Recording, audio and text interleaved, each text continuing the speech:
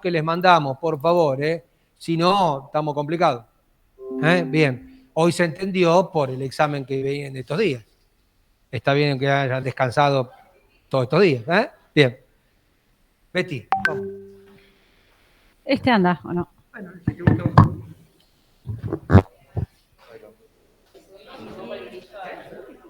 ¿Se puede apagar la luz?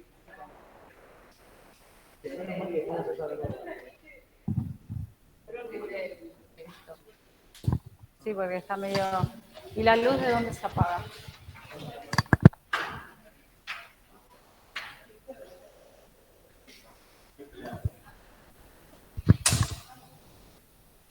No pone nada, ¿no?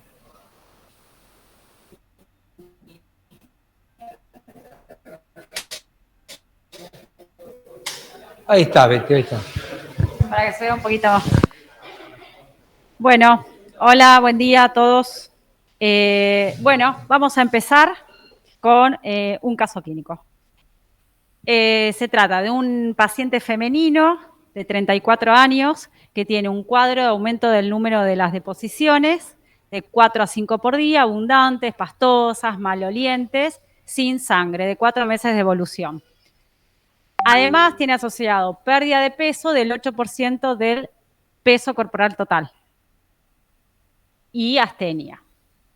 Como antecedentes personales, no tiene ninguna patología, está en estudio por infertilidad, no alcohol, no tabaco, antecedentes familiares, madre y hermana con hipotiroidismo, y le hacemos el examen físico, el abdomen globoso, depresible, sin dolor, y encontramos edemas en miembros inferiores. Perdón, hay compañeros en sala de espera y no estamos viendo la pantalla. Ok. A ver, ¿alguien sabe?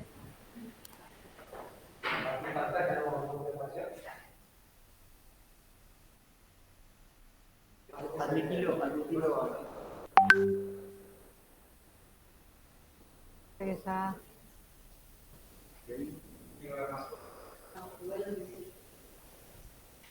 ¿Dónde?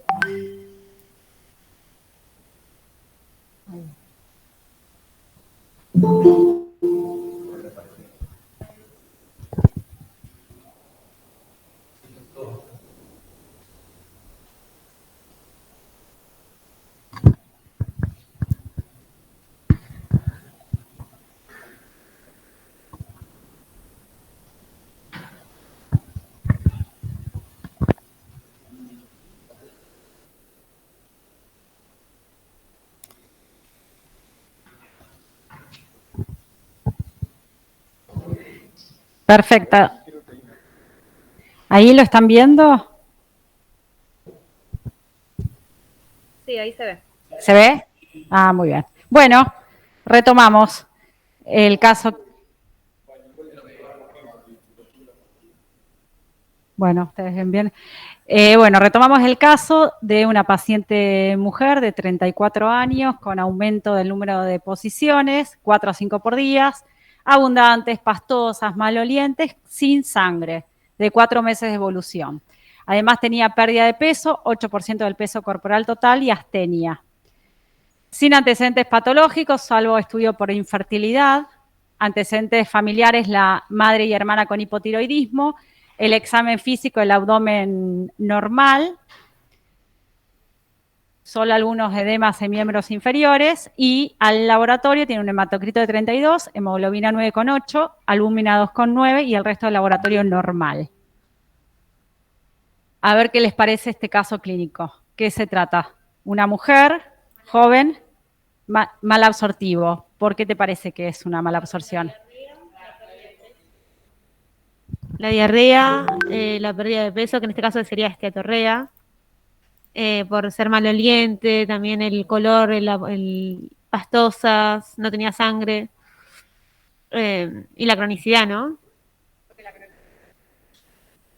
Porque me lleva a que no es un cuadro agudo, digamos, sino que viene de larga data, con la pérdida de peso.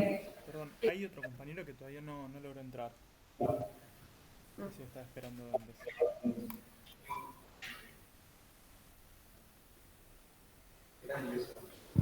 ¿Te animás a hacer ¿por qué dijiste diarrea? Porque es un título importante que acaba de decir. ¿Qué cosas te hacen? ¿Por qué? ¿Cómo definís una diarrea vos? Era el aumento del número de posiciones y la frecuencia de las mismas, digamos, y la cantidad. Y la cantidad. ¿Y qué más? Y la ¿Cómo se llama eso? consistencia, y disminución de la consistencia. La consistencia, porque un Sí. paciente puede ir 4 veces de cuerpo sólido y eso no es diarrea, ¿no? Sí, que no me Estamos acuerdo de el nombre de acuerdo. la escala, pero había una escala que era de Bristol, eso. Eso es lo que define el aumento del número de posiciones con disminución de la consistencia. ¿Ok? Sólido no aplica. ¿Ok? Esa es la definición clínica, más allá que tiene otra definición, ¿no? ¿Eh? ¿Cuál es la que se acuerdan del año pasado, definición de diarrea?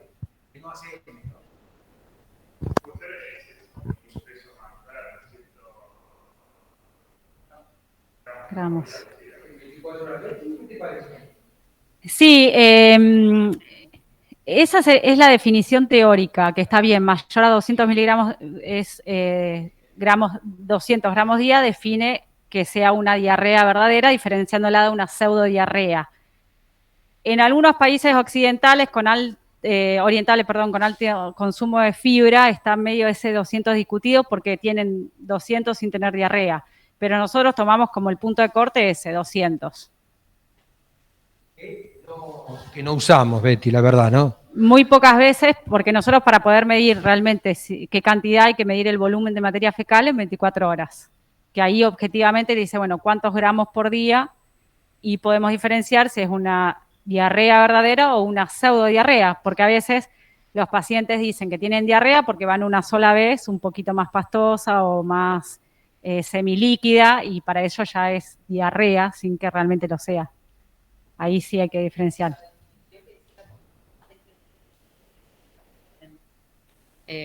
Había otra definición que también decía una frecuencia mayor a, creo que era 3 veces por día. ¿Esa también es una definición o nos quedamos con la del peso nomás?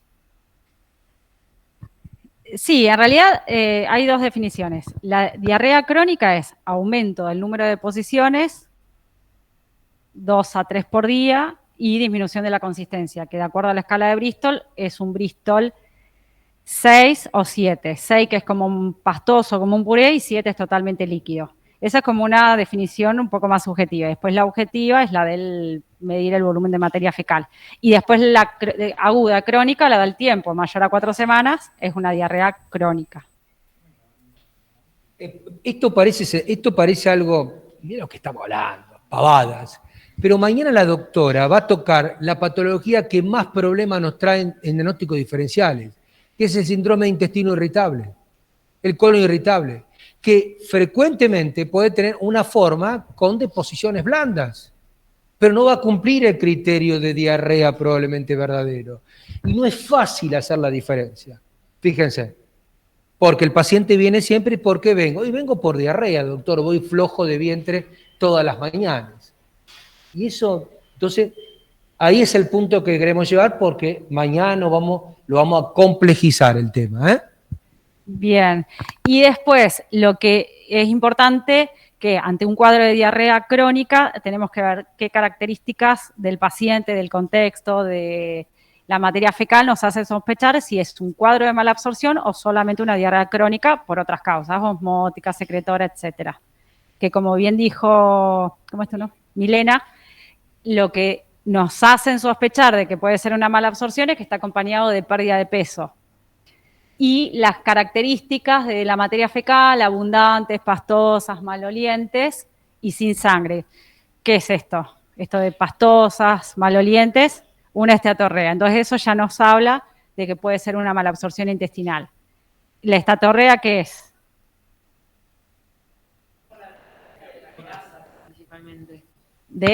Por la presencia de las grasas, principalmente. Exacto, en la materia fecal. La pérdida de grasa en materia fecal se manifiesta macroscópicamente con esteatorrea. Heces pastosas, muy malolientes, que cuesta como que se pegan en el inodoro y como que cuestan que continúen, y hasta incluso puede haber gotitas de grasa flotando en el agua, como si fuera aceite que le tiran al agua, así quedan las gotitas.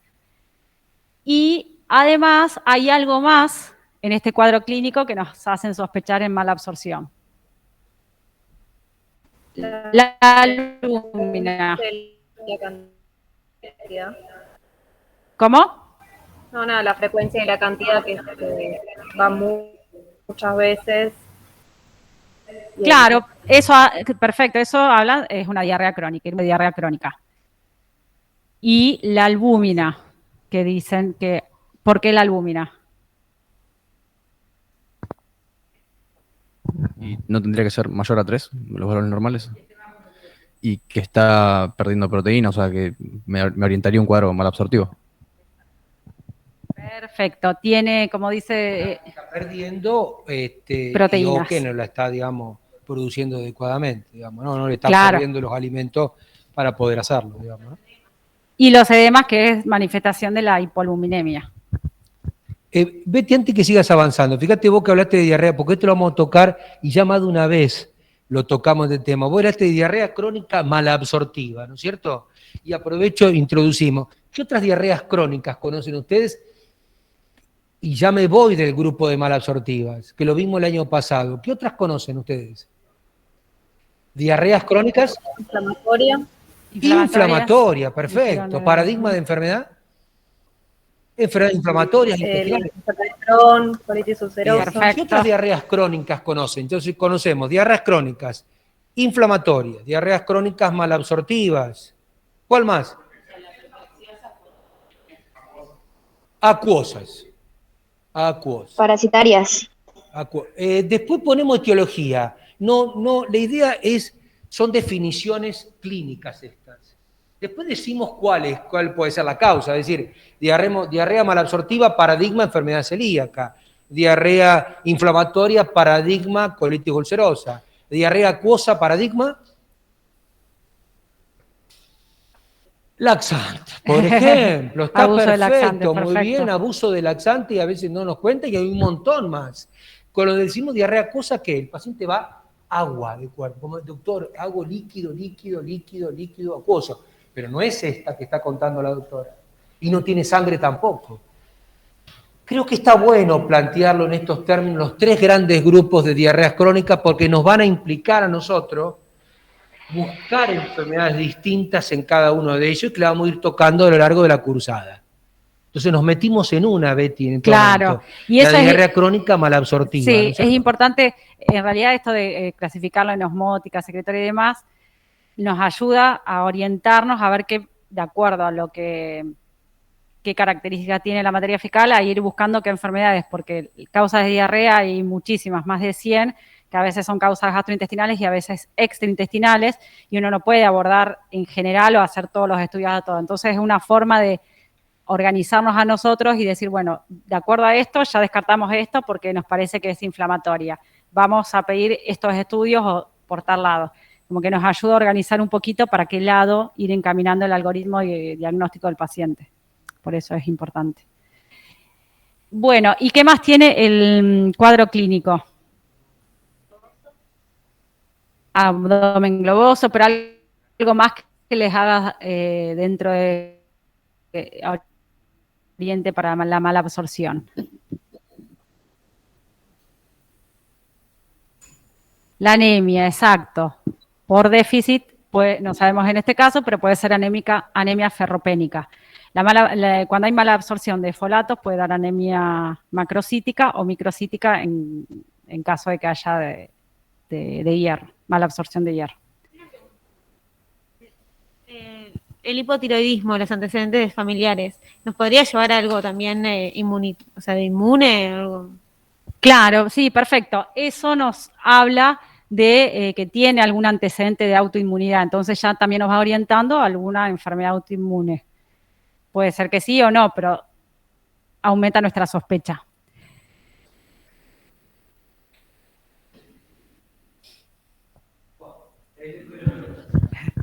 En este caso de una anemia por malabsorción, donde no tiene capacidad para absorber ni hierro, ni B12, ni ácido fólico, ¿qué tiende más, a la macrocitosis o a la microcitosis? No, depende qué enfermedad está produciendo eso y dónde esté el daño. Porque de acuerdo a qué sector del intestino delgado esté afectado, es donde se va a producir la mala absorción de eso. Si tenemos afectado el ilion terminal, no va a haber mala absorción de vitamina B12. Si es, por ejemplo, una enfermedad celíaca que el ilion terminal esté intacto, no tiene por qué haber mala absorción de B12. Si es una enfermedad de Crohn que hay afectación o que puede haber afectación del ilion terminal, ahí sí puede haber déficit de B12. Depende del sector del intestino delgado donde se absorben los diferentes micronutrientes y qué enfermedad está produciendo y está afectando, va a manifestar la mala absorción. Bueno, muy bien. Claro, exacto. ¿El hierro dónde se absorbe? Duodeno, yeyuno. Sí, en general los nutrientes, la mayoría se absorben en los primeros centímetros del intestino delgado, salvo, bueno, la B12 en el ilion terminal, y el colon, más que nada, nos absorben casi los nutrientes, por ahí algunos ácidos grasos y líquidos, reabsorción de líquidos, pero más que nada los primeros centímetros del intestino delgado. Calcio, el hierro, la mayoría bien alto. Bueno, entonces, con este cuadro clínico, ¿a qué los orienta? Una diarrea crónica, malabsortiva, ¿y qué enfermedad se les viene en principio a la cabeza? Enfermedad celíaca, muy bien. Y que esté en estudio de infertilidad, ¿es justo una casualidad? ¿Tiene algo que ver?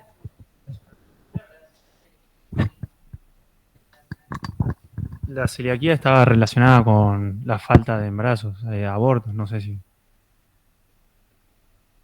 Que el embarazo, celiaquía está relacionada a la falta de embarazos, pérdida. A la infertilidad, Claro, a la infertilidad. pérdida, el abortos recurrentes, no sé, a todas esas cosas, digamos, ¿no? Perfecto. Sí, bueno, acá como decía él, que se asocia a infertilidad, porque lo que tenemos que tener presente que la enfermedad celíaca podemos tener un cuadro muy florido de malabsorción intestinal, el cuadro bien típico, o lo que llamamos oligosintomática, o se presente solo con anemia, o solo por tener antecedentes familiares, o infertilidad y demás.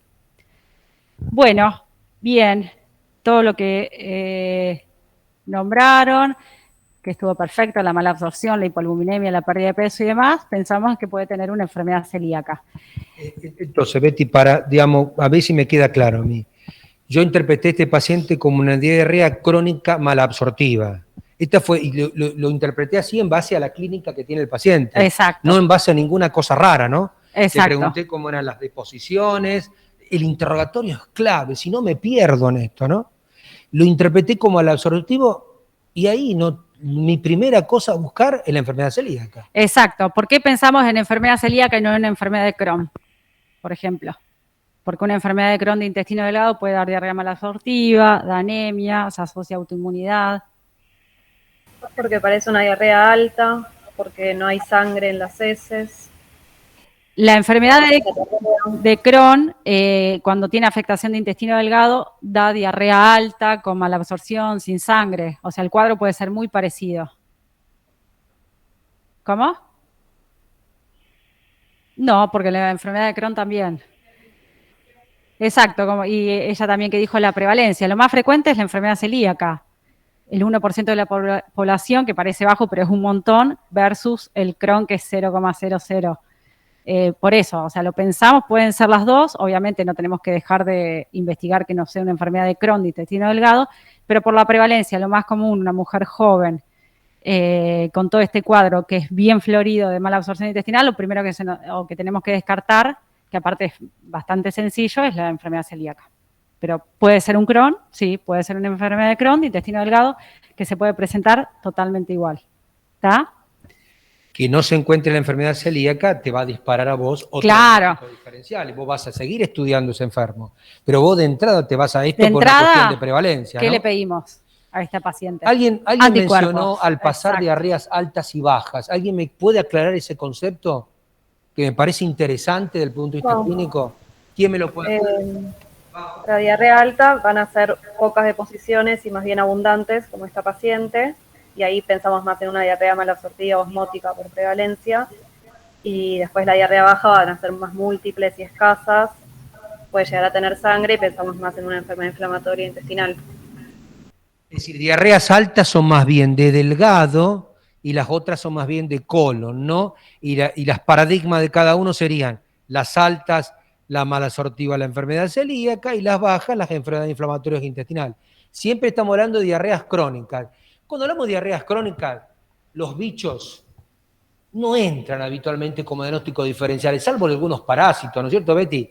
Sí, porque realmente más los bichos habituales de esto, en los adultos una no es tan shigelosis, una amebiasis o cualquiera de estas cosas, no son de una diarrea crónica, no van a producir eso. Entonces, salvo los bichos, ¿no? Claro. Específicamente una yardiasis, ¿no? Por ejemplo, ¿no? Sí, pero no es tan frecuente, sobre todo en adultos. Hay que pensarlo, obviamente, y siempre que hay diarrea crónica, un parasitológico, obviamente, pedirlo, pero no es lo más frecuente.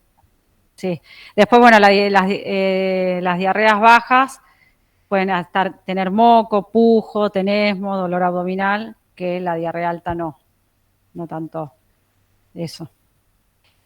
Bueno, entonces, enfermedad celíaca importante que es, si bien empieza una enteropatía que empieza en el intestino delgado, el problema es sistémica, por eso tiene manifestaciones extraintestinales.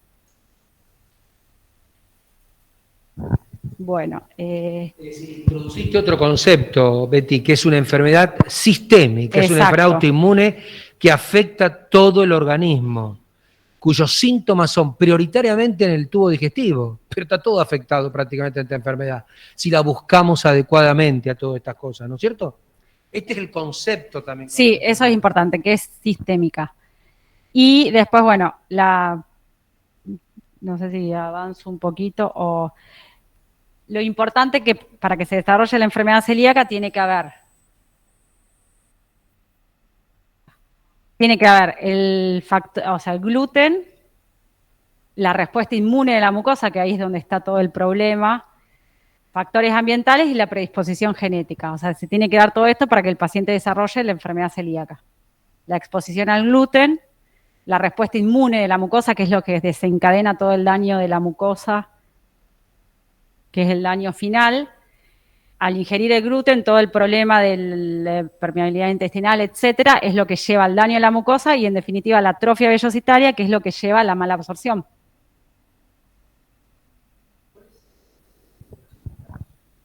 No, son desconocidos. No se sabe por qué los pacientes desarrollan la enfermedad, o de niños, de adultos, a qué edad, qué factores hay en el ambiente que están todavía en estudio, que hacen que un paciente que tiene la predisposición de genética desarrolle a tal o cual edad. Pero no sé. Se cree que está relacionado, o sea, todo lo que afecta a la permeabilidad intestinal, procesos infecciosos, antibióticos, desde lo que altere la microbiota, desde la forma, desde parto o que haya nacido con cesárea, todo eso va alterando la permeabilidad intestinal y se cree que podría estar implicado en la génesis, en la patogénesis de la enfermedad celíaca. Son todas hipótesis, todavía está todo en estudio. La introducción al gluten, antes se creía que introducir tempranamente gluten es lo que después hacía que desarrollen la enfermedad celíaca, ahora se demostró que no, que no es necesario retrasar la exposición. Bueno, y el diagnóstico. Esto es fundamental. El diagnóstico es con la clínica, como estuvimos nombrando, la serología y la histología. Esto es como fundamental. La clínica, lo que estuvimos nombrando, ¿qué más de la clínica? Aparte de, bueno, el cuadro de mala absorción, ¿cómo más se puede presentar? ¿Se puede presentar con un cuadro de dermatitis herpetiforme? Exacto, con manifestaciones dermatológicas, que es una dermatitis herpetiforme. De hecho, a veces puede preceder al diagnóstico de enfermedad celíaca. El paciente empieza con la enfermedad de dermatitis herpetiforme y años después desarrolla los síntomas o no de enfermedad celíaca. O a veces pueden estar en simultáneo o posterior. Perfecto. ¿Qué otra manifestación? Exacto.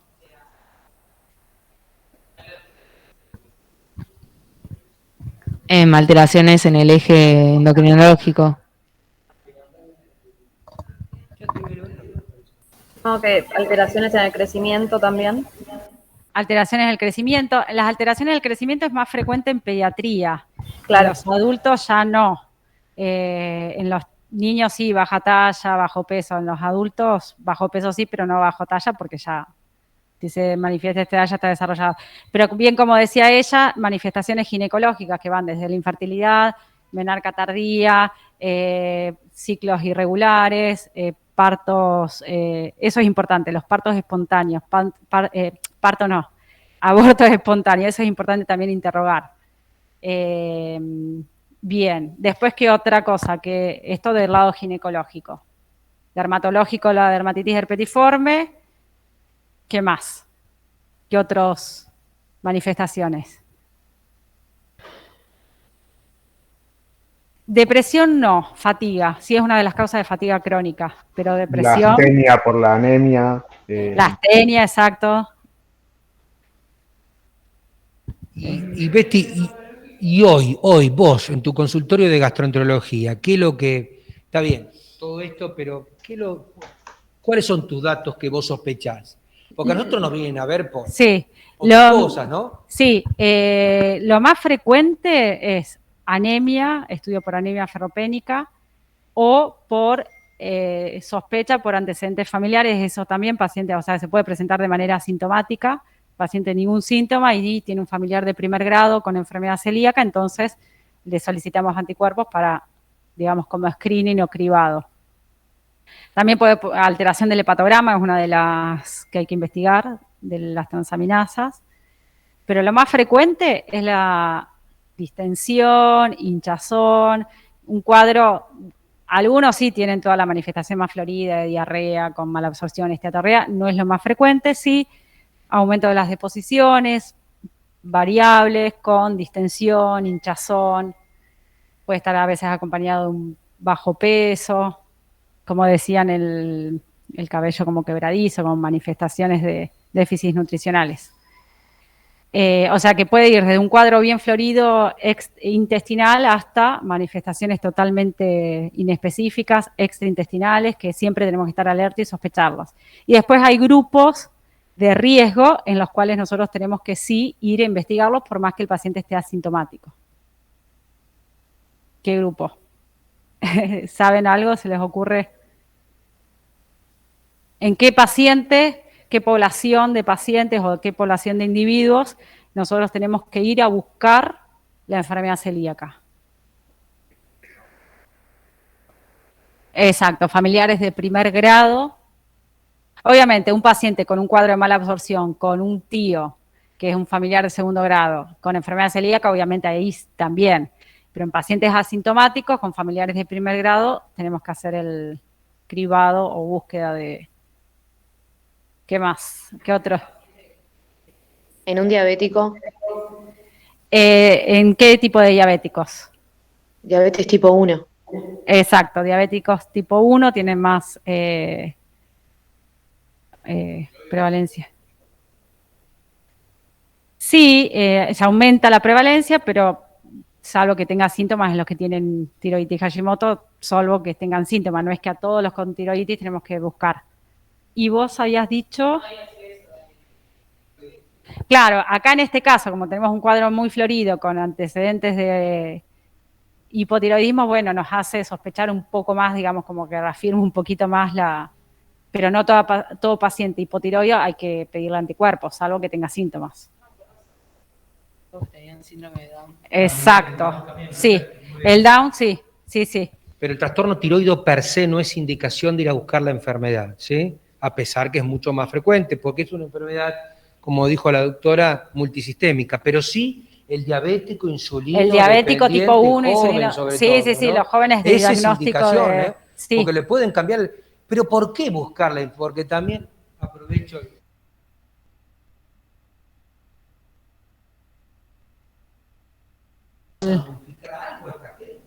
Sí, o no, que es el que piensan.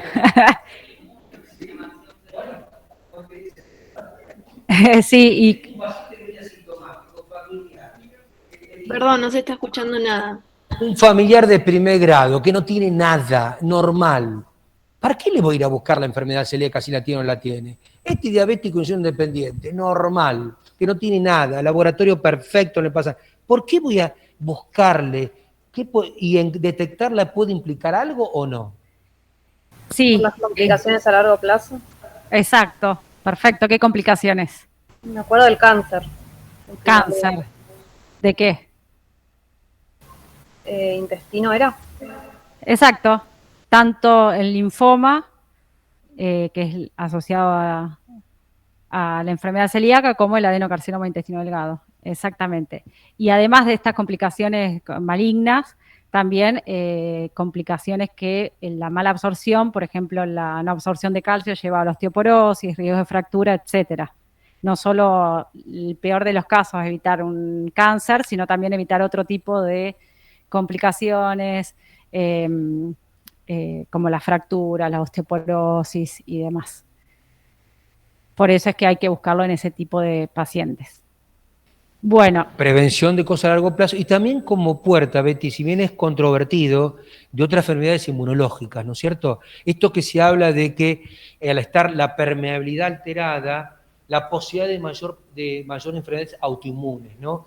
Sí. La tiroiditis entre ellas, la diabetes, que no nos olvidemos que es inmunológica a esa edad en el insulino dependiente, y otras, ¿no? Por eso no es raro que acaban de cursar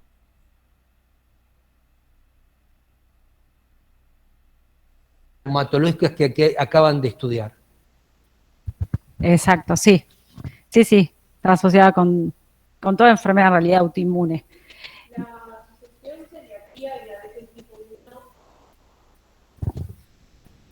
¿La asociación de celiaquía y diabetes tipo 1 inicia al mismo tiempo o es que a partir de tantos años desde el diagnóstico tengo que empezar a hacer este screening? En realidad no es que inician o no. Generalmente son pacientes diabéticos tipo 1 que en ellos es el que le buscamos enfermedad celíaca. No es que en el enfermo, o sea, el paciente con enfermedad celíaca buscamos diabetes.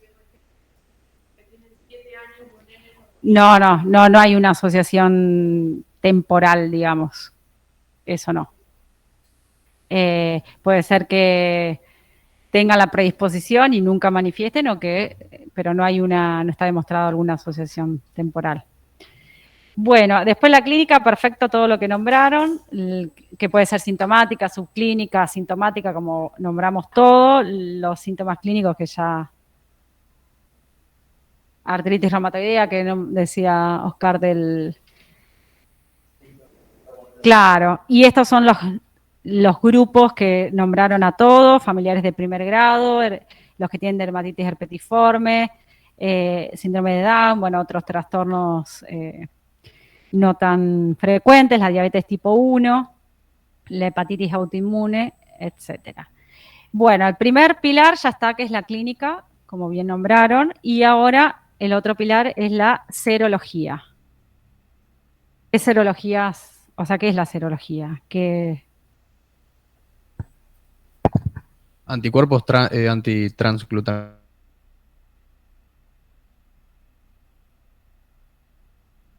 ¿Qué otro más? Anti-iliadina. Sí, ahora les voy a decir algo de eso. ¿Qué más? O sea, esta paciente del caso clínico, ¿qué le piden? ¿Qué anticuerpos? Esos dos nada más dicen antitransglutaminasa, antiendomicio. Ya está. Antigliadina. Antigliadina. No. Ahora les voy a decir por qué. Bueno, estos son todos los anticuerpos. La antigliadina, que está bien que lo nombraron, fue uno de los primeros. En la actualidad, como tiene una baja sensibilidad y especificidad, en adultos no tienen más utilidad, no los utilizamos más. Sí en pediatría, pero en los adultos no. Antigliadina no. Sí antiendomicio, antitransglutaminasa. El antitransglutaminasa y el antiendomicio, como son IgA, hay que asociarlo a la IgA total, porque además la enfermedad celíaca se asocia con déficit de IgA.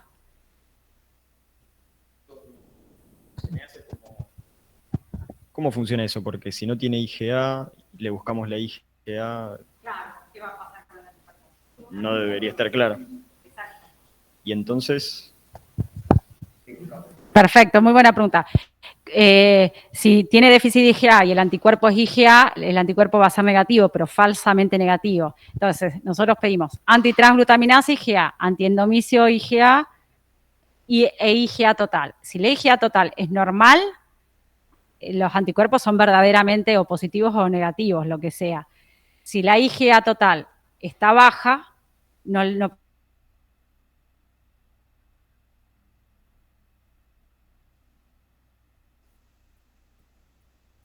acá dice en histología. ¿Qué más? Claro, pedir otro anticuerpo a base de IgG o directamente la biopsia, como los péptidos de amidados de gliadina, que puede ser tanto IgA e IgG, que esos son los más nuevos. Antigliadina, es importante, no los pedimos más, sí pedimos la antitransglutaminasa, antiendomicio y los antipéptidos de amidados de gliadina a base de IgG.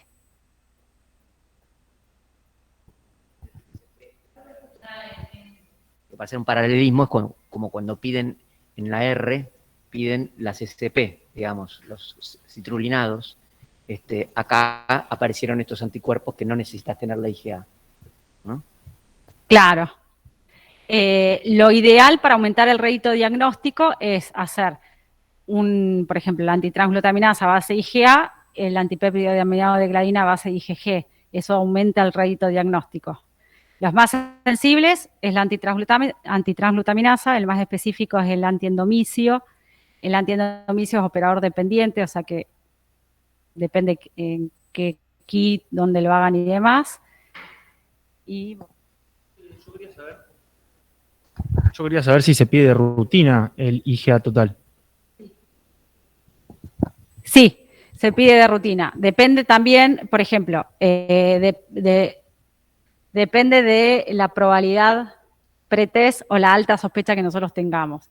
Si tenemos un paciente con síntomas muy fluidos, de solamente distensión, de posiciones normales, que nuestra sospecha es baja, con que le pidamos antitransglutaminasa e IgA total, ya estaría bien.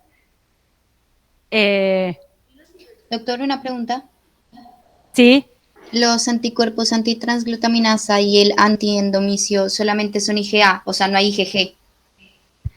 Hay IgG, pero tienen baja sensibilidad. Los que utilizamos en la actualidad son a base de IgA. Perfecto. También por la disponibilidad. Y acá me preguntan los antirreticulinas, son los primeros que salieron que no existen más. Quedaron, digamos, en 1970. Bueno, sí, por ahí, históricamente ya no se pide más. Después salieron los antigliadina, que sí antes, porque eran los que habían, pero bueno, ahora con los antipéptidos de amidado de gliadina, que serían lo ideal. Bien, lo importante es que siempre que nosotros pedimos anticuerpos, tiene que tener gluten en la dieta. ¿Por qué? Normalizas, ¿no? No va a haber reacción inmune y se va a normalizar. ¿Cuántos días de dieta tiene que hacer el paciente antes del estudio? No tiene que hacer dieta. Preguntan cuántos días antes de hacer dieta. No tiene que hacer dieta. O sea, nosotros, en realidad nosotros tenemos la sospecha clínica, pedimos las serologías, después eventualmente la biopsia. La dieta la empieza recién una vez que está hecho el diagnóstico con certeza, una vez que tengamos la confirmación histológica. Si no, nunca... No es necesario. O sea, el paciente tiene que mantener la dieta normal hasta que lo terminamos de estudiar. No le hacemos como sobrecarga. Bueno, acá pregunta si el paciente inició una dieta con gluten, que es lo más frecuente. Porque el paciente, una vez que sospecha o le hacen los anticuerpos y son positivos, ya le empieza porque se le indica a alguien o porque lo leyó o porque tiene un familiar. Ahí nosotros hacemos lo que se llama un desafío con gluten. Le reintroducimos el gluten por al menos 4 semanas y ahí recién empezamos a estudiar porque si no, no tiene valor ni la serología ni las biopsias. Una dieta con gluten, al menos 2 tostadas de pan lactal por día, eso ya es una dieta con gluten. No es necesario que coma una pizza por día, si el paciente después el resto no quiere comer con gluten, pero al menos 2 tostadas de pan o 2 panes lactales, eso ya es gluten en la dieta. ¿Sé qué? Sí, generalmente sí, en los cuadros bien floridos de malabsorción intestinal, o sea, de la diarrea típica, y sí, generalmente la antitranglutaminasa está más elevada y demás. Pero después hay pacientes que solamente tienen anemia y pueden tener valores muy elevados, o pacientes que asintomáticos lo hacemos porque tienen un familiar con reciente diagnóstico y tienen valores elevados. Generalmente condicen, pero a veces puede ser que no, lo mismo que la histología. También, Betty, Doctora. que hay pacientes que pueden tener anticuerpos negativos. Ah, sí, sí. Que también existe esa cosa, Sí. ¿no? Y ahí uno tiene que estar alerta. Sí, ahora después les voy a mostrar un cuadrito. Sí, alguien preguntó en el Meet. No, me entró la duda si los altos títulos de anticuerpos se condicen con el pronóstico de la enfermedad o no. No. No hay distintos grados, como se creía antes, distintos grados de enfermedad celíaca. A veces van a escuchar pacientes que son más, dicen que tienen un grado más alto, no. O sea, el cuadro clínico puede ser más florido o no, pero la enfermedad celíaca está o no está y las complicaciones son las mismas. Una vez que hacemos el diagnóstico con la histología de la atrofia, no es que va a tener menos complicaciones o no, eso no. Y la dieta es total, o sea, la dieta es libre de gluten.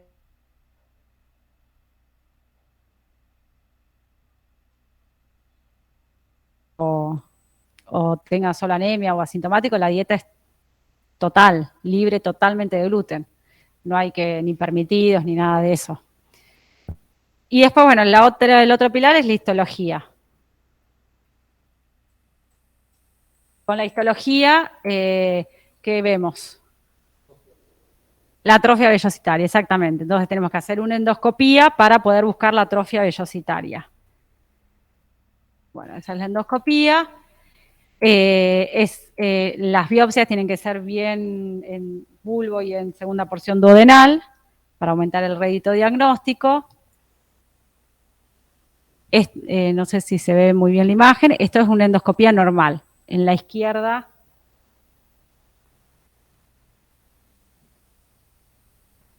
este es el bulbo, que es normal, y estos son los pliegues.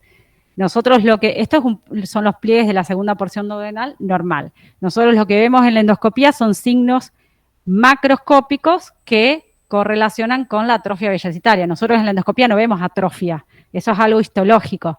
Nosotros vemos signos clínicos o endoscópicos o macroscópicos que correlacionan con la atrofia que después el diagnóstico lo da el patólogo. Entonces nosotros tenemos que cuando hacemos una endoscopía, sospecha de enfermedad celíaca, buscar esos signos endoscópicos. ¿Qué son? Bueno, es muy específico, no sé si les interesa, pero buscamos esto que se llama peinado mosaico. Vieron que acá es como un mosaico, como un adoquín, y acá en el pliegue hay como un peinado, como si se le hubieran rajuneado al pliegue que acá no se ve, por ejemplo, y acá tampoco se ve. Pero bueno, esto es muy específico. Acá se ve un poquito mejor, es como este peinado ahí, esos como si hubieran rajuneado el pliegue, eso es un signo del peinado. Y después acá es como lo que se llama patrón de mosaico. Esto es normal. A ver, No, ojalá. No, en realidad no condice con la clínica. Si tiene, a veces puede ser, pero si tiene, de acuerdo a la atrofia que tenga.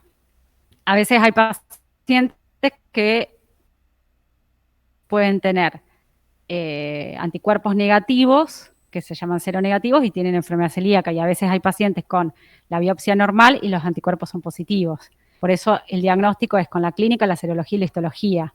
Pero bueno, eso es un poquito más complejo. A veces no es lo más fácil, lo ideal es que tengan todo, pero a veces no tienen las tres cosas. No sé si meterme en eso. Bueno, la histología es la clasificación de March. Y después, bueno, el test genético. Esto es importante. Va para mí. O sea, el test genético. ¿Cuándo pedimos un test genético? que es el HLA de Q2 de Q8.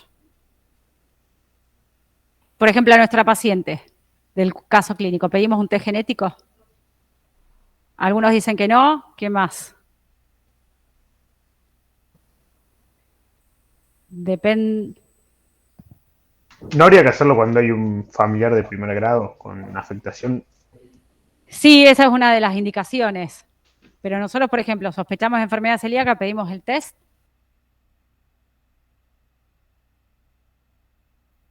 Para mí no, porque si ya tiene las manifestaciones... Porque no es caro. necesario, ¿Por qué ¿no? qué? Porque si ya tiene las manifestaciones, no haría falta, ¿o no? O si ya hiciste la biopsia y en la histología viste las atrofias, tampoco sería necesario, creo. Bien, ¿qué más? Puede ser que lo elijas en un... Sí, está prendido. En un paciente que sospechás que podría tener celiaquía u otra cosa y la querés descartar leyendo un poco la diapo. Bien, bueno, sí, está perfecto lo que dijeron. En realidad, el test genético, aparte de que obviamente es caro, no está siempre disponible, hay un porcentaje de población normal que lo tiene y no quiere decir nada, puede ser que en algún momento desarrolle enfermedad celíaca o no. O sea, casi el 30% de la población sana lo tiene y no hace diagnóstico. O sea, no sirve para diagnóstico. Sí sirve para excluir el diagnóstico, porque tiene un alto valor predictivo negativo. Quiere decir que si el paciente, un individuo, no tiene el gen y casi con un 99.9% que no va a desarrollar la enfermedad celíaca, porque para tener enfermedad celíaca tiene que estar el gen que predispone a que se desarrolle la enfermedad. Si es positivo, no confirma ni descarta, pero si es negativo, lo descarta. Pero no lo pedimos de rutina. A los anticuerpos, la histología. Cuando hay dudas en el diagnóstico, ahí sí, por ahí tienen un valor un poquito más, o como decían en los familiares de primer grado, nosotros a los pacientes, a los familiares de primer grado, le hacemos el screening con la serología. Si un paciente no quiere someterse cada 2 o 3 años a hacerse serología, entonces quiere hacerse el test genético, si un familiar de primer grado tiene el test genético negativo y ya probablemente no tenga y ya no es necesario seguir haciendo serologías. Si es positivo no quiere decir nada, pero si es negativo, ahí sí.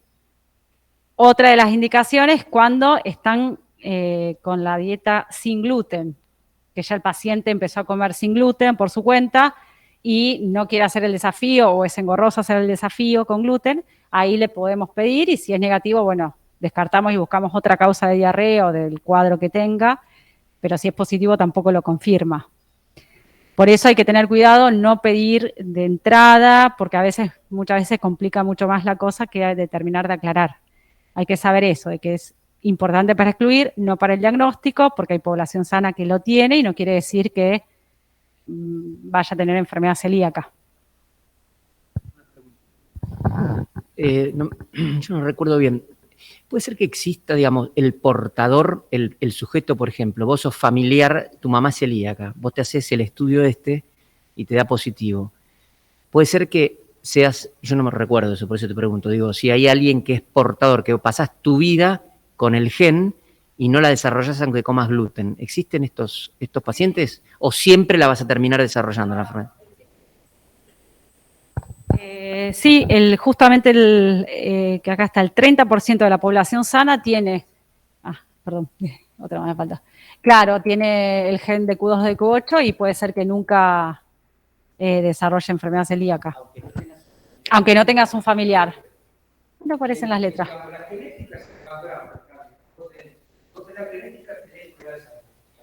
El gluten también es necesario, pero hay un disparador.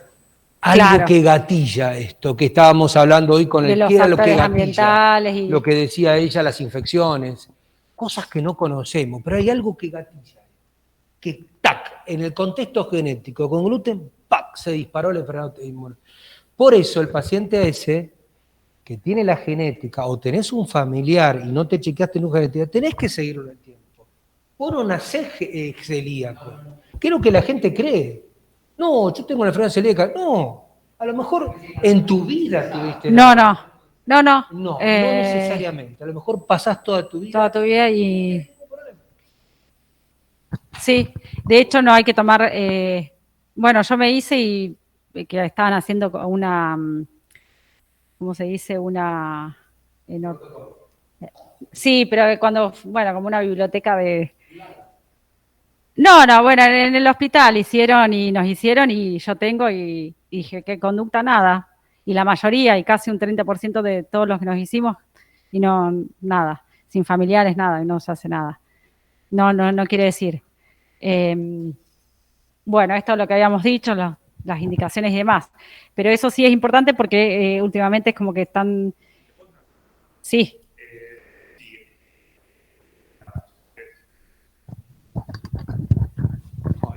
Puede ser que a las mujeres que tengan el diagnóstico y después queden embarazadas, tengan un hijo, se les recomiende, digamos, se les hace hincapié en la lactancia materna y en la incorporación del gluten, digamos, de antemano, o sea, digamos, precozmente. Bueno, eso es lo que hoy algo dije, que antes se creía que podía ser una de las causas porque a los chiquitos le daban gluten enseguida. Entonces decían de no, que hasta los 2 años no podían ingerir gluten. Y ahora se está viendo que no, que al contrario, hay que exponerlos tempranamente.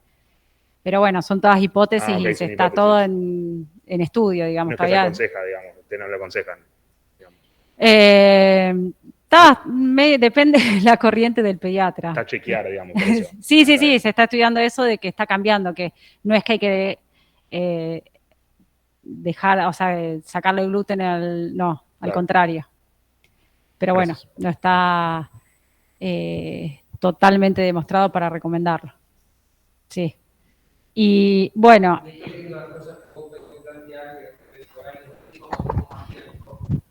Esto tiene mucho que ver, digamos, lo que a veces la doctora arranca su charla, ¿no? ¿Por qué está tan frecuente? ¿Por qué hay tantos? ¿Por qué 1%, casi 2% de la población se calcula que es el niño? ¿Qué está pasando? ¿La estamos diagnosticando más como es el huevo o la gallina? ¿O es que realmente están aumentando? Y lo que estamos comiendo es completamente distinto a lo que comíamos 50 años o 100 años atrás. El gluten que estamos comiendo hoy, el trigo que estamos produciendo, son variedades completamente distintas. Nuestros, digamos, hasta principios del siglo XX, la variedad de trigo que cultivamos es una variedad enana, chiquita así, que se llama de espiga cortona, chica. Hoy se ha seleccionado, y no estoy hablando de transgénico, ¿no? La otra variedad completamente distinta de trigo, que es una variedad más alta, con espiga mucho más grande, con mucho más gluten, porque están las proteínas ahí. Es bueno nutricionalmente esto, es cierto. Obviamente los productores están chochos, pero es completamente distinto a lo que estábamos consumiendo 100 años atrás. Y a esto metele el tema de lo transgénico, que nadie sabe qué es eso. ¿Sí? Entonces, claro que hay cosas que es distinta y estamos comiendo distintos. Y tenemos que tener abiertas esas antenas. ¿Sí? Muchas de las enfermedades que vamos a ver en gastroenterología o en esta cursada tienen que ver con lo que nuestra alimentación. La charla de la doctora por hora del tiempo este año no la vamos a dar, de microbiota, ¿no, Betty? No. Pero no sé, era una charla más de divulgación científica esa. ¿Sí? Si tenemos tiempo al final capaz que demos algo, porque realmente ahí hay muchas cosas claves de estas cosas y ustedes son los que deberían estar llevando a sus distintos lugares estos conceptos.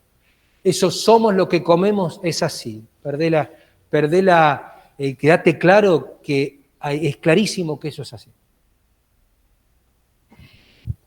Sí, en cuanto a eso, se está discutido si aumentó la prevalencia, parece que no, aumentó la sospecha diagnóstica, mejoraron los anticuerpos, o sea, mejoró la detección, y hay más enfermedades relacionadas al gluten no celíacos, eso sí está en aumento. Bueno, 2 cositas más, ya terminamos. Estudios por imágenes, ¿cuándo pedimos?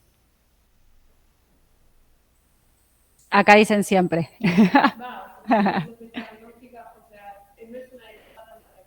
Claro, perfecto. Eso la biopsia. Estudios por imágenes me refería a tomografías, resonancias. Solo cuando hay sospecha de complicaciones, que necesitamos estudiar el intestino delgado, con enterotomografía, etcétera. Si no, no. Sí, radiografía no.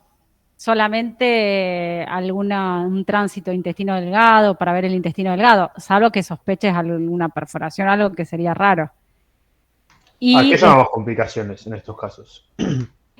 Las complicaciones son, hay algunas específicas que se llama yejunuleitis ulcerativa, o complicaciones como malignidad, adenocarcinoma, linfoma o una enfermedad celíaca no respondedora. Bien. Nosotros, nosotros empezamos a seguir el paciente. La clínica mejora a las 2 semanas más o menos, las serologías tarda un poquito más y después la histología 1 o 2 años. Si el paciente está estrictamente con la dieta libre de gluten, adhiere, no hace transgresiones alimentarias, no hay contaminación cruzada, chequeado con un nutricionista experto y el paciente no responde, ya sea clínicamente o no normalizan los anticuerpos, hay que sospechar que no haya una complicación como que sea refractaria, que es un poquito más complejo, pero que existen, que tienen otros pronósticos y demás. O una yejunuleitis ulcerativa, que son úlceras en el intestino delgado, que muchas veces con la endoscopía no llegamos a ver, por eso necesitamos una cápsula endoscópica u otro estudio para llegar a ver. Pero es poco más complejo y no es tan frecuente, es un poco más específico. Y bueno, estas complicaciones me refería, o que el paciente tenga, bueno, un linfoma. Y después, esto, digamos, para cerrar, si nosotros tenemos anticuerpo positivo y la histología positiva es una enfermedad celíaca. Si nosotros tenemos anticuerpos negativos, histología negativa, por más que el paciente tenga distensión abdominal, excluimos la enfermedad celíaca. Si nosotros tenemos anticuerpos positivos y la histología es negativa, que eso puede pasar, el paciente tiene clínica, los anticuerpos, la antitransglutaminasa, la IgA total normal, antitransglutaminasa elevada, y la biopsia normal, macroscópicamente, y no hay atrofia en las vellosidades. Es lo que llamamos potencial. Antes se seguía, ahora ya eso cambió, el paciente debe empezar con la dieta libre de gluten. Después, puede pasar que los anticuerpos sean negativos, pero el paciente tiene atrofia vellositaria. Ahí primero hay que descartar otras causas de atrofia, por ejemplo, la enfermedad de Crohn, la enteropatía autoinmune, etcétera, que son causas un poco más raras. Una vez que descartamos todas las causas de atrofia vellositaria, ahí decimos que es un paciente con enfermedad celíaca cero negativo, que tiene anticuerpos negativos, pero tiene enfermedad celíaca. Y obviamente el tratamiento es la dieta libre de gluten. El tratamiento es dieta libre de gluten, siempre. Claro, sí. Sí. En el tercer y cuarto caso, ahí sí, el genético, claro. Si, por ejemplo, tenemos anticuerpos negativos y hay atrofia vellositaria y el genético es negativo, y bueno, no es una enfermedad celíaca, hay que buscar otras causas de atrofia, que son muy raras. Hay medicamentos, o la enfermedad de Crohn, la giardia, pero es un poco más raro. Enteropatía por HIV, autoinmune. Ahí sí, en el caso 3 y 4 el genético aportaría. Si es negativo, descartaría. Y así que bueno, sospechamos enfermedad celíaca, serologías, si es positivo hacemos biopsias, si es negativa en las serologías, pero nuestra sospecha es alta, le hacemos biopsias igual. ¿Está? Betty, saber a su vez que hay programas, hay leyes en Argentina para los pacientes celíacos, ¿no? Leyes que les permite, primero que está reconocida dentro de la legislación argentina, para que puede ser acompañado tanto por los gobiernos, por los municipios, por la provincia de Buenos Aires, para ayudar a los pacientes a comprar los alimentos. Las obras sociales también, si hay que hacer un pequeño trámite y la obra social tiene distintas formas, o descuentos en la cobertura, o ayudarlo con los alimentos, porque es cara la dieta libre de gluten. Entonces, eso existe y Argentina en ese sentido es líder en este sentido para este tipo de cosas, ¿no? Así que esto, acá Betty, vos estás marcando una entidad que uno recomienda mucho a los pacientes, ¿no? ACELA, ¿no? ACELA, que es el Grupo Latinoamericano de Enfermedad Celíaca. Porque lo aconseja a los pacientes, hay talleres de alimentación cómo que están en los cocinar, nutrición, hospitales y seguimiento. está manejado por pacientes, es una ONG. Sí, una ONG. Por paciente y no hay un fin económico acá. ¿Estamos de acuerdo? Bien. Certificar por el logotipo tanto de ACELA o libre de TAC es caro en Argentina. A las empresas les obligan a poner dinero para certificar y esto es un problema también. ¿Cómo? No, yo no. Sí, no decía esto que es un problema certificar. Y hay algunos alimentos que son libres de gluten, pero no pueden pagar la certificación, porque eso lo cobra el gobierno, lo recauda. ¿Sí? Y después hay en la página del Ministerio de Salud la lista de alimentos también por marcas. Porque, por ejemplo, quesos, un montón de cosas que contienen gluten, medicamentos que a veces no tienen el logo, pero figura todo por marcas. Todo puede tener gluten, desde el té, la yerba, los maquillajes, labiales y demás. El champú. ¿Con un comentario sobre intolerancia al gluten no celíaca? Sí. Pues yo estoy lleno de brezo, me vienen a ver medio punto. Sí, lo más frecuente es relacionada al gluten, tenemos la enfermedad celíaca, la alergia al trigo y la intolerancia al gluten no celíaco. La intolerancia al gluten no celíaco son síntomas que van desde diarrea, distensión abdominal, dolor abdominal postprandial, relacionados con la ingesta de gluten. Pero que tanto los anticuerpos, la histología es negativa. O sea, no hay nada orgánico, pero el paciente come gluten y automáticamente desarrolla los síntomas. El tratamiento es sacar el gluten y el paciente mejora automáticamente. ¿Cómo? El síndrome intestino irritable es dolor y cambios, ya vamos a ver, en la consistencia de la materia fecal, no es solo distensión. Puede ser, sí, de acuerdo a las características, sea un síndrome intestino irritable, pero es distensión o dolor y demás con el gluten. El paciente saca el gluten y mejora automáticamente. El intestino irritable está relacionado a lo psicoemocional, un montón de factores externos, no solo el gluten. En realidad con prueba con la comida. Le sacas el gluten y el paciente mejora, descartando enfermedad celíaca y demás. La diferencia con la enfermedad celíaca es que el paciente, si come gluten, tiene síntomas, pero no tiene complicaciones a largo plazo o ni mediano ni largo plazo de la enfermedad celíaca. No hay que seguirlo con densitometría ósea porque el paciente no tiene mala absorción porque tiene las atrofias, no hay atrofia, digamos, las vellosidades están normales, pero sí tiene síntomas. Y el tratamiento es dejar dejar el gluten para sentirse bien. Pero no tiene ni las complicaciones, no tiene predisposición genética y ni déficits nutricionales ni demás. Una pregunta, eso que usted comentaba de los maquillajes o otras formas de consumir gluten, ¿también generan atrofia vellositaria y todo lo mismo, aunque no se consuma vía oral, digamos? Sí, hay un número permitido de partículas por millón por día que el paciente puede ingerir de gluten en estas pequeñas cositas.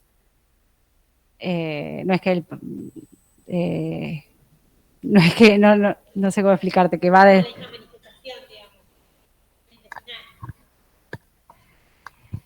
Si, por ejemplo, un paciente con enfermedad celíaca hace una dieta estricta libre de gluten, pero nosotros vemos que los anticuerpos no mejoran y demás, ahí hay que empezar a buscar que no haya alguna contaminación, porque en realidad no es que hay harina en un labial, sino que por la elaboración hay contaminación de acuerdo a la elaboración, a lo que lo van haciendo.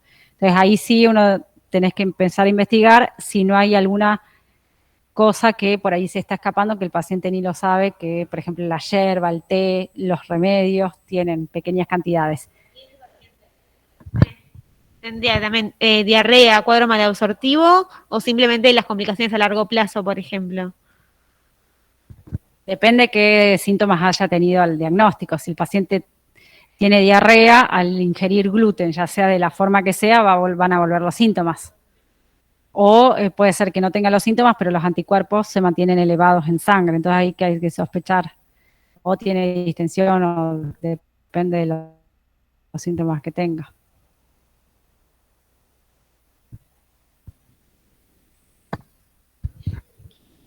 ¿Hay algo de la patogenia explicada de la intolerancia al gluten? Porque no hay infiltrado autoinmunitario, es algo, irrita el colon, irrita el intestino. Como que está en investigación si es una respuesta inmunomediada por inmunidad innata o no, pero no se sabe nada. Y ahora en este grupo de pacientes se está viendo que los antigliadinas sí tienen elevados. Los anticuerpos que decíamos que no para la enfermedad celíaca, ellos sí. Pero se está investigando por qué, pero no se sabe mucho. Hay en investigación la vacuna, medicamentos, pero todo en investigación.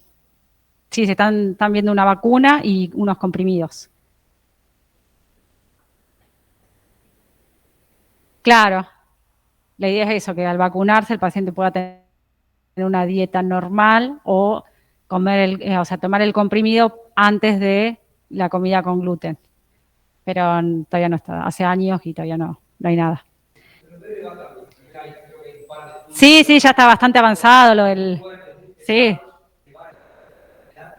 Uno de ellos es eso, que vas a tomar algo por boca y poder tolerar una cierta cantidad de gluten, y también están desarrollando algo muy parecido como tratar las enfermedades reumatológicas con anticuerpos específicos, lo mismo hacia el aparato, hacia el nivel de para que no se dispare la respuesta. Eso ya está publicado y todo, y bueno, hay que esperar cómo sigue todo esto, el desarrollo, ¿no? Pero creo que en breve va a haber cambios importantes con esto. ¿Es caro la dieta sin gluten? Ojo. ¿Es qué? ¿Es cara? Ah, sí, es cara. ¿Cómo? Sí. Sí, bueno, y lo sin está peor todavía. Sí, es vos cara. sabés el costo que tiene la gente. Imagínate vos, la gente en otros lugares, ¿sí? Donde el acceso no es tan fácil. Imagínate vos lo que significa. Bueno, ¿alguna duda? ¿Cuáles son los alimentos para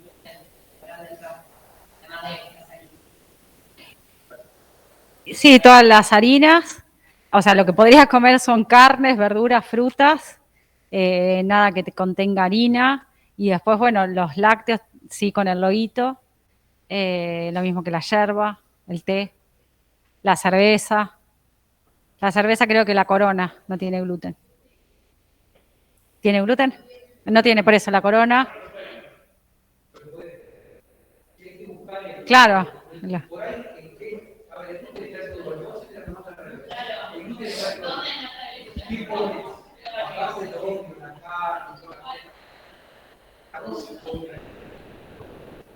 Los fideos.